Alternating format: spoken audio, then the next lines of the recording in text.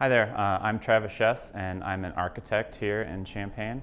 I work for Ratio Architects. Our office is here in downtown Champaign, right next to the city building. You guys might drive by it without really knowing it. It's got big glass windows over here to the side. So I'm here to tell you about what I do and what it takes to be an architect. So I started off, when I was a kid, I always knew I wanted to be an architect. So I went to the school here at the University of Illinois, Champaign. I did my undergrad school, which 4 years, and then typically you have another 2 years worth of grad school that follows that to get your master's degree, and then usually people go out. There are some programs that are only 5 years, but a lot of places have a 6-year program before you can become an architect. In addition to that, once you've done your schooling, you have to take a few exams, have some actual on-job experience before you can get your official state license to practice architecture. They don't just want anybody practicing building things that people are going to live, work, and be inside. So what I like about my job, I get to work with a lot of different people. I get to be inside of the spaces that you create. It's really empowering to start off sketching something on a paper or coming up with an idea that over the course of the project you talk more about. You work with the client who's actually paying you to put the building together or the space together, and then you actually see it come to life over the course of the construction. And there's nothing quite like being able to be inside of a space that you spent so long thinking about designing and making sure things turn out really perfectly. That's a really powerful feeling. So some things that I dislike about my job, sometimes working with people can be hard. There's a lot of different personalities and ideas and thoughts coming to the table, but I like to take that kind of as a challenge and try to push through that and try to find something that's really going to work well for the client, for the contractors, the people who are actually building it, and for us who have our own kind of design vision. Kind of bringing all those aspects together into one solid, cohesive project can be really powerful when it all really works. My main responsibilities involve a lot of planning, a lot of talking. Communication is really important for this and almost any job. Making sure that you can convey your ideas and thoughts really well to other people is really important. So I have to talk with the owners. I have to take kind of their idea, their vision of what they need a space to do, and what their budget can afford a space and what they need to do. And I take that and I make sure, take those inputs from them, and then we work with our other engineers on the project so that we can kind of create one cohesive project that's going to work. That we then have to also make sure that our ideas are conveyed well enough in drawings and other forms to the contractors who will then go and build that for the client. So the type of person who would make a really effective architect is someone who really likes to do a lot of planning, who likes to think ahead, who likes to think of all the different scenarios that could come out of something. It's really important, for example, like when you want to place a window somewhere, you make sure that there's going to be enough light coming in, but there's not glare. You want to make sure that you can get any water away so you don't have leaks in your building. You need to make sure that it's the right size so it can fit code requirements and everything. So every little thing, no matter how small, can have a big impact on a project. So being able to think through every scenario in your head is really important, really powerful. You also need, like I said before, to be able to communicate your ideas really well, have good thoughts, and be able to take the thoughts out of your brain and sell them to yourself and to the clients so that everyone can work really well. You have to be really organized throughout the course of a project, from design at the start to construction at the very end. There's a lot that happens, and it's easy to forget some things, for things to fall through the cracks, and that's when you can have problems and issues on projects. So it's really important to be really organized, really intentional with how you work with others.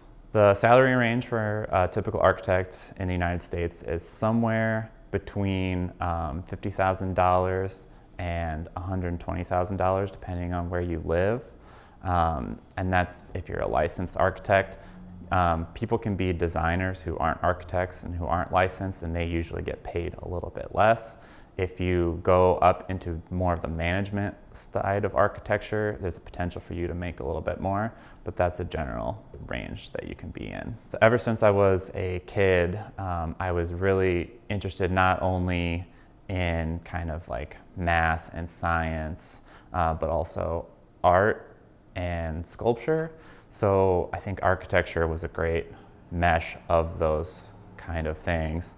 Like architecture is not only supposed to be really functional and really kind of scientific on how you approach how it's all laid out, it also has to be beautiful, like how something, you introduce light to a space, how people interact within that space, and you really use it well.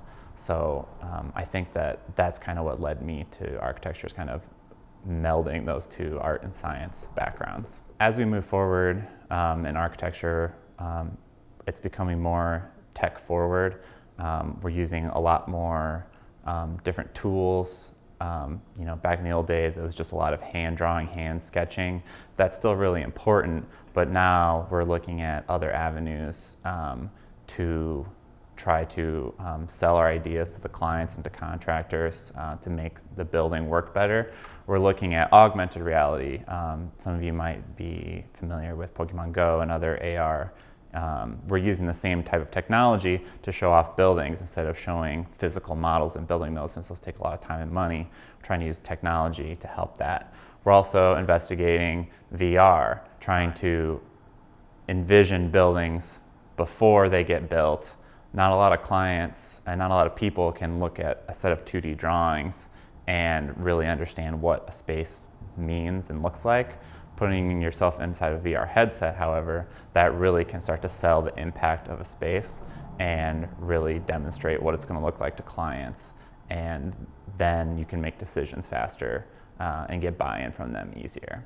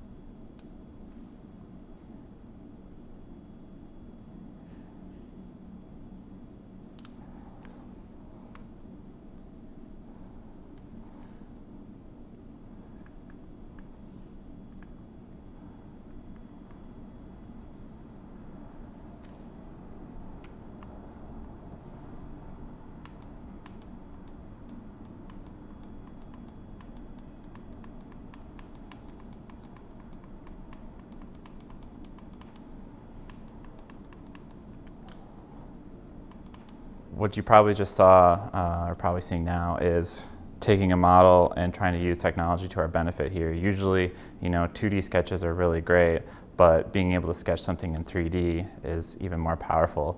Take what we're looking at here, for example. It's really easy to come in here, and if you're designing a cool skyscraper, to kind of play with how it looks. It's easy to push and pull some of these areas if you want to make this kind of middle section taller. If you want to kind of bring it in here, you see I even like added a little bit of extra life to it, adding in some trees, add in some more, some crooked ones too. But just being able to design like this and really see it, and if you have a client who's comfortable enough to come in here, they can also see it. You can also start to see it, what it would look like if you were a tiny little person looking up at a building. Just being able to see it in 3D is really powerful as compared to sometimes a 2D image can be kind of underwhelming or not show as much as you want. So this is just another tool that we're using to try to figure out how to best demonstrate to clients what we can do and what our designs are, to try to get buy-in from them to create really beautiful images. Thanks for joining and learning about architecture and what it takes to be an architect. Look out for some buildings that you see. Look up, look at details. Buildings can be really interesting if you give them a shot. Thanks.